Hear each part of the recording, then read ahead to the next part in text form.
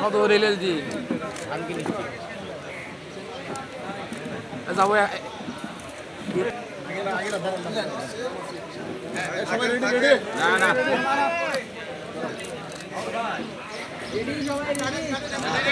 দাঁড়ান দাঁড়ান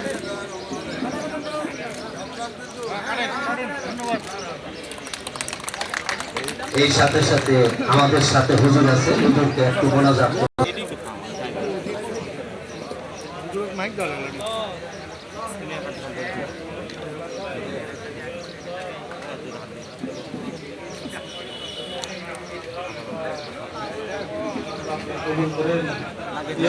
আমাদের সকলের প্রিয় মাফ করে দেন।